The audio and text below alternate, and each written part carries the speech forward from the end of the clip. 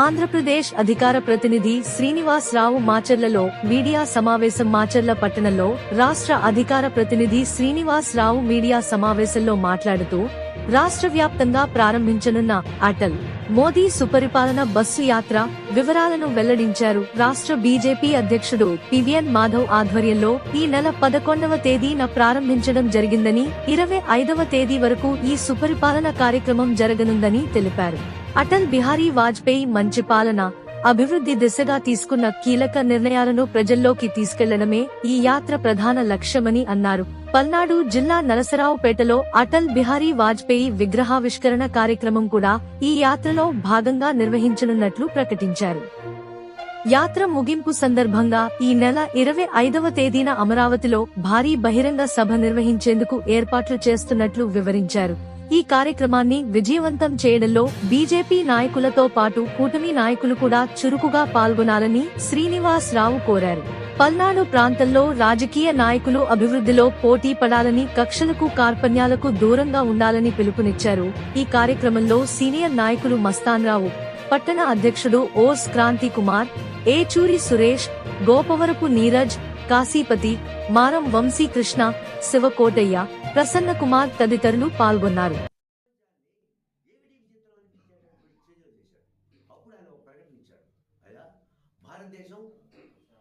శాస్త్రీయంగా కానీ సైంటిఫికల్గా కానీ మేము చాలా ఉన్నత స్థాయిలో ఉన్నాం. కాకుండా మా దగ్గర ధర్మం ఉంది, వేదం ఉంది. సంస్కృతం ఇక్కడే సంస్కృత వేద పాఠశాలలు కూడా ఉన్నాయి, సంస్కృత పాఠశాలలు కూడా ఉన్నాయి. ప్రపంచానికి వేదాన్ని పరిచయం చేసింది మేము, మేధావులు ఉన్నది ఇక్కడ. అటువంటి మేము మీకు తెలియకుండా చేయడం పెద్ద గొప్ప కాదని చెప్పి ఆయన ప్రపంచంలోనే ఒక గుర్తెరిగే నాయకుడిగా గుర్తెరిగాడు ఆ రోజు. అది వాజ్పేయి గారి సంఘటన. ఆయన తరువాత చతుర్భుజి ప్రాజెక్ట్, వాజ్పేయి గారి కళల సహకారం అనే నినాదంతో ఆయన ఇవాళ జరుగుతున్న రోడ్డు విస్తరణకి ఫస్ట్ స్థాపన చేసింది ఆయన. ఎన్నో సాహస కార్యక్రమాలు చేశాడు. అవన్నీ మనం చెప్పుకునే సమయం ఉండకపోవచ్చు. నెక్స్ట్ అటల్ మోడీ సుపరిపాలన అనే దాంట్లో నెక్స్ట్ మోడీ గారు కూడా ఆర్ఎస్ఎస్లో ప్రచారంగా పనిచేశాడు. ఆర్ఎస్ఎస్ ప్రచారం నుంచి గుజరాత్ ముఖ్యమంత్రిగా పనిచేశాడు. గుజరాత్ ముఖ్యమంత్రిగా 12 ఏళ్ళు పనిచేసిన తర్వాత ఆ రాష్ట్రాన్ని భారతదేశంలో అతి తక్కువ స్థాయిలో ఉన్నటువంటి రాష్ట్రాన్ని అగ్ర రాష్ట్రాలకి సముద్రమైనట్టుగా తయారు చేసినటువంటి మహానుభావుడు. తర్వాత ప్రధానమంత్రిగా చేశారు. ప్రధానమంత్రిగా చేస్తున్నప్పుడు ఇవాళ 12 సంవత్సరాలు సుమారు ఆయన పనిచేస్తున్నారు. ఈ 12 సంవత్సరాల అభివృద్ధి మనందరం రోడ్డు విస్తరణ కానివ్వండి, విదేశాలతో ఇది కానివ్వండి, విదేశీ ప్రపంచ దేశాలను మెప్పించడం కానివ్వండి, భారతదేశం మీద ఉగ్ర దాడులు జరిపినప్పుడు భారతదేశం ఏ రకంగా స్పందించిందో చూపించి ఆయన ఒక ధైర్యవంతుడు, బలశాలి అనిపించుకున్నాడు ప్రపంచ దేశం. అంటే భారతీయ జనతా పార్టీ రాష్ట్ర అధ్యక్షులు పివిఎన్ మాధవ్ గారి ఆదేశాల మేరకు డిసెంబర్ 25న వాజ్పేయి గారి పుట్టినరోజు సందర్భంగా అటల్ సందేశ్ యాత్ర పేరుతో డిసెంబర్ 11 నుంచి 25 వరకు భారతీయ జనతా పార్టీ బస్సు యాత్రను ప్రారంభించడం జరిగింది. ఈ కార్యక్రమాన్ని దృష్టిలో పెట్టుకొని అక్కడక్కడ వాజ్పేయి గారి విగ్రహాలని ప్రతిష్ఠించడం, అలానే నర్సాపేట, పల్నాడు జిల్లా అయిన నర్సాపేట హెడ్ క్వార్టర్లో దాని గురించి చర్చించడానికి, ఎట్లా ఉంటుంది అని చర్చించడానికి ఈ కార్యక్రమానికి ముఖ్య అతిథిగా ఇచ్చేసినటువంటి మిత్రులు రాష్ట్ర అధికార ప్రతినిధి దర్శనం శ్రీనివాస్ గారు, అలానే ఈ కార్యక్రమానికి అధ్యక్షత వహించిన పట్టణ అధ్యక్షులు ఓర్సు క్రాంతి కుమార్ గారు ఈ కార్యక్రమాన్ని నిర్వహించడం జరిగింది. అయితే మీరు వినే ఉంటారు, భారతీయ జనతా పార్టీ అనేది అధికారంలోకి వచ్చి దాదాపు 15 సంవత్సరాలు అవుతుంది కేంద్రంలో మోడీ గారి నేతృత్వంలో. అప్పటి నుంచి ఇప్పటి వరకు భారతీయ జనతా పార్టీ అనేది అంచెలంచెలుగా ఎదుగుతూ పివిఎన్ మాధవ్ గారి ఆధ్వర్యంలో ప్రతి పల్లెటూరుకు కూడా భారతీయ జనతా పార్టీ వెళ్ళాలని చెప్పి సందర్భంలో ఈ అటల్ సందేశ్ యాత్ర అనేది అటల్ బిహారీ వాజ్పేయి గారు ప్రధానిగా ఉన్నప్పుడు ఏ కార్యక్రమాలు చేశారు, ఆయన యొక్క ముఖ్య ఉద్దేశం ఏంటి, ఆయన ప్రధానిగా చేసిన సేవలు ఏంటి అనేది ప్రతి గ్రామానికి చేరవేలని సందర్భంగా ఈ అటల్ సందేశ్ యాత్ర పేరుతో ప్రతి కార్యక్రమాన్ని బీజేపీ కార్యకర్తలు, నాయకులు తీసుకెళ్లడం జరుగుతుంది. అయితే డిసెంబర్ 25న మోడీ గారు ప్రధాని కాగానే డిసెంబర్ 5ని సుపరిపాలనా దినోత్సవంగా ప్రభుత్వం సెంట్రల్ గవర్నమెంట్ అనేది ప్రకటించడం జరిగింది. సుపరిపాలనా దినోత్సవం రోజు మనకి ఏవైతే సమస్యలు ఉన్నాయో అవన్నీ కూడా ఆ రోజు జాతీయ స్థాయిలో పరిష్కరించడం జరుగుతుంది.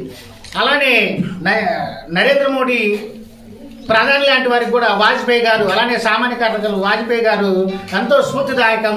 ఈరోజు కేంద్రంలో బలంగా భారతీయ జనతా పార్టీ ఉందంటే దానికి పునాది వేసింది వాజ్పేయి గారు అని చెప్పి సందర్భంగా తెలియజేస్తూ ఇలాంటి కార్యక్రమాన్ని మనందరం కూడా కలిసి ముందుకు తీసుకెళ్ళాలని చెప్పి కోరుతూ సెలవు తీసుకుంటూ జై హింద్. జనతా పార్టీలో నేను రాష్ట్ర స్థాయిలో నాయకుడిగా ఎదిగినందుకు ముందు ఈ ప్రాంత ప్రజలకు అందరికీ కూడా శిరస్సు వంచి నమస్కరిస్తున్నాను. ఈరోజు కూటమి ప్రభుత్వం అధికారంలోకి వచ్చిన తర్వాత భారతీయ జనతా పార్టీ రాష్ట్ర అధ్యక్షులుగా పివిఎన్ మాధవ్ గారు బాధ్యతలు చేపట్టిన తర్వాత ఎస్సీ ఎస్టీ బీసీ అన్ని వర్గాలను కలుపుకుంటూ భారతీయ జనతా పార్టీ ఎదుగుదలకు ఎంతో కృషి చేస్తున్నారు.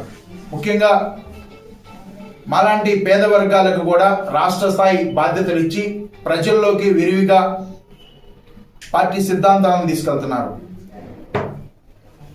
అటల్ మోదీ సుపరిపాలన యాత్ర పేరుతో పివిఎన్ మాధవ్ గారు ఒక మహత్తరమైన కార్యక్రమాన్ని చేపట్టారు. అదేంటంటే అటల్ బిహారీ వాజ్పేయి గారు భారత ప్రధానిగా మొట్టమొదటిసారి 13 రోజులు భారత ప్రధానిగా చేశారు 1996లో.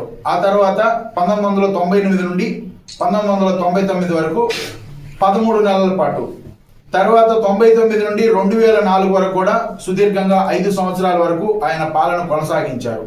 అదేవిధంగా 2015లో అటల్ బిహారీ వాజ్పేయి గారికి భారత రత్న అవార్డునిచ్చి భారతీయ జనతా పార్టీ ఎంతో గౌరవంతో ఆయన గౌరవించుకుంది. ఆ తర్వాత ఈరోజు ఆయన గుర్తుంచుకునే విధంగా రాష్ట్రంలో ప్రతి ఒక్కరు కూడా ఆయన గుర్తుంచుకునే విధంగా, ముఖ్యంగా ఆంధ్రప్రదేశ్లో ప్రతి జిల్లాలో ఆ మహానుభావుడి విగ్రహాన్ని నెలకొల్పాలని, భావితరాలకి ఆయన పాలన తెలియాలని పివిఎన్ మాధవ్ గారు మొన్న పోయిన 11వ తారీఖున ధర్మవరం నుండి ఈ యాత్ర ప్రారంభించి ధర్మవరంలో జరిగిన కార్యక్రమానికి మధ్యప్రదేశ్ నుండి ముఖ్యమంత్రి వర్యులు విచ్చేసి, భారతీయ జనతా పార్టీ ముఖ్యమంత్రి వారు విచ్చేసి ఆ కార్యక్రమాన్ని అక్కడ విగ్రహావిష్కరణ జరిగింది. దీనిలో కూటమి ప్రభుత్వంలో ఉన్న తెలుగుదేశం, జనసేన, బీజేపీ అందరూ కూడా ఈ కార్యక్రమాల్లో పాల్గొని జయప్రదం చేయడం జరిగింది.